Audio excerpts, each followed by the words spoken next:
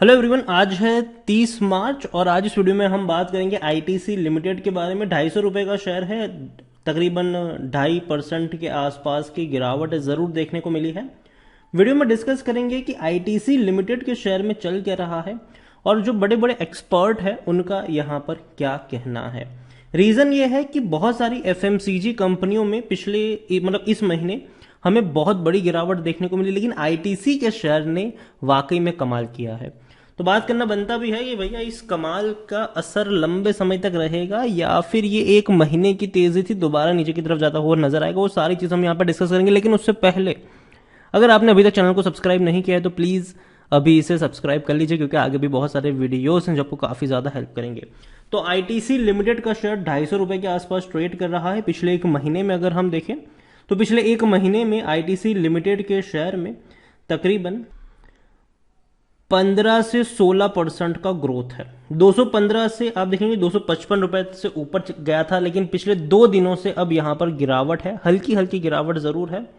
एक साल में अगर देखा जाए तो पिछले एक साल में आईटीसी के शेयर में 16% का ग्रोथ है। देखो तेजी इससे पहले भी आई थी। देखो अभी मैंने वीडियो बनाया था, इससे पहले भी आईटीसी को लेकर शायद 10 दिन में एक वीडियो मेरा जरूर आता है, और मैंने पहले भी कहा था कि 200 के आसपास जाए खरीदो, 250 के आसपास जाए तो भैया एक बार के लिए वहां पर प्रॉफिट का मौका बनेगा।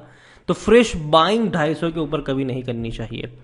जहां तक बात है फ्रेश बाइंग की, देखो मैं आईटीसी को लॉन्ग टर्म के लिए रिकमेंड करता हूं, लेकिन जहां तक फ्रेश खरीदारी की बात है, मैंने हमेशा कहा है कि 200 के आसपास मिले तो खरीद लेना इसको, लेकिन 250 के आसपास मिले मत खरीदना, क्योंकि वहां से हर बार गिरावट देखने को मिली जरूर है।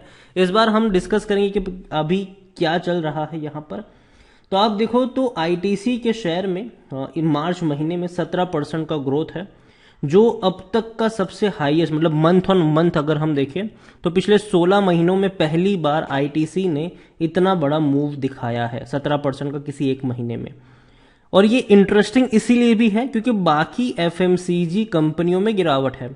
अगर हम बात करें गोदरेज कंज्यूमर की तो मार्च महीने में 8% टूटा है गोदरेज कंज्यूमर। नेस्ले इंडिया भी 3% तक डाउन है। हिंदुस्तान यूनिलीवर 8% तक टूटा है। डाबर भी तकरीबन 7.5 से 8% तक टूट चुका है। मैरी को भी 5.5% तक टूटा है। तो जहां गोदरेज, नेस्ले, HUL, डाबर और मैरिको में इतनी गिरावट है, वहां आईटीसी 17% की तेजी दिखा चुका है यहां पर। तो ये इंटरेस्टिंग चीज है यहां पर कि भैया जहां बड़ी बड़ी कंपनियां, हालांकि आईटीसी भी बहुत बड़ी कंपनी है, लेकिन ये कंपनी जो दिग्गज कही जाती है वहां पर गिरावट थी, लेकिन आईटीसी में वो गिरावट हमें देखने को नहीं देखने को मिली।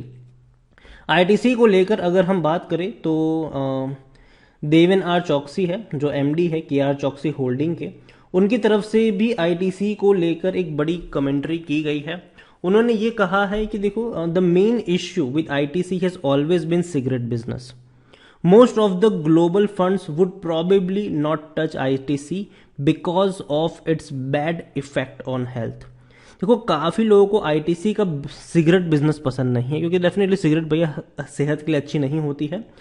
The situation has completely changed, लेकिन अभी वो चेंज हो चुका है।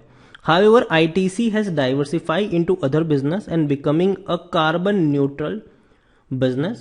So thus ESG fund, which till now are not touching ITC because of the moral issue, now has started looking ITC more favorably.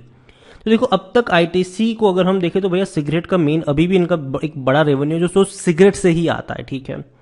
तो काफी ऐसे लोग थे, काफी फंड हाउसेस था जो आईटीसी को इसलिए नहीं हाथ लगाता था क्योंकि इनका भैया सिगरेट बिजनेस उनको पसंद नहीं था, ठीक है।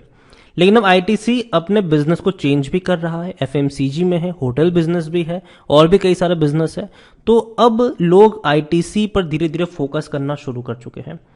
लेकिन साथ में अगर हम बात करें कि which business of ITC are likely to grow, तो उसमें यह कहा है कि the current environment its agri business and IT business are likely to grow very well, which are unlocking the economy. Even the hospitality business is expected to do much better. तो ये भी chances है कि देखो ITC के बाकी जो business है, चाहे हम बात करें इनके एग्री बिजनेस की बात करें, आईटी बिजनेस की बात करें, इनका होटल बिजनेस की बात करें, इनके एफएमसीजी की बात करें, तो वो एक अच्छा फेवरेबल अप्रोच यहाँ पे लग रहा है कि देखो वहां पे आने वाले समय में आपको अच्छी खासी जंप देखने को मिल सकती है। लेकिन हाँ, वैल्यू अनलॉकिंग होनी ज़रूरी है, इनकी वैल्यू अनलॉकिंग होनी ज़रूरी है। और जिस दिन वैल्यू अनलॉक होगी, मतलब डीमर्ज हो गया है, तब तो भैया धमाका हो जाएगा यहाँ पर।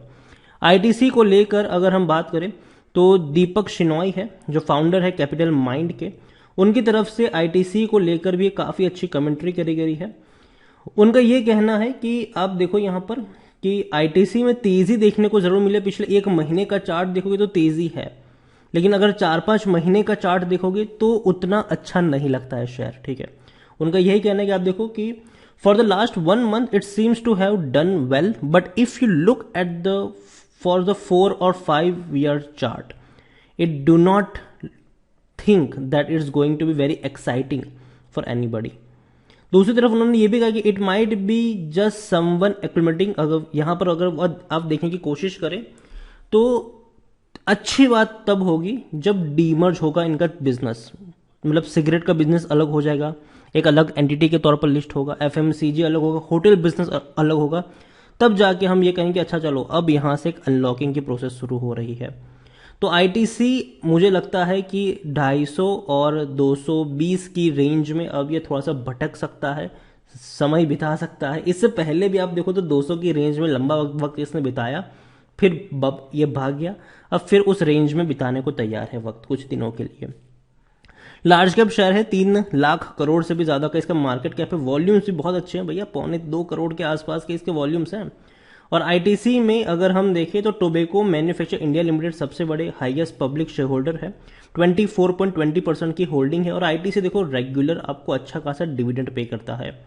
आईटीसी में अगर आपका निवेश है तो भैया आपको हर बार अच्छा डिविडेंड मिलता है। यहाँ पर 21% लोग कह रहे बेच दो, 79% लोग कह रहे खरीदो। आईटीसी के टारगेट 300 रुपए तक के भी देखने को मिल रहे हैं।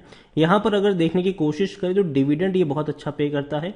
इस साल ऑलरेडी 5 रुपीज के आसपास 5 रुपये 25 पैसे का इसने डिविडेंड पे कर दिया है। पिछले साल 10 रुपये 75 पैसे का पूरा इन्होंने डिविडेंड पे किया था 2 बार करके। तो अच्छी बात है, कंपनी अच्छा डिविडेंड पे करी है। सालाना आपको ये 10 रुपए तक का डिविडेंड तो पे कर ही रही है आईटीसी।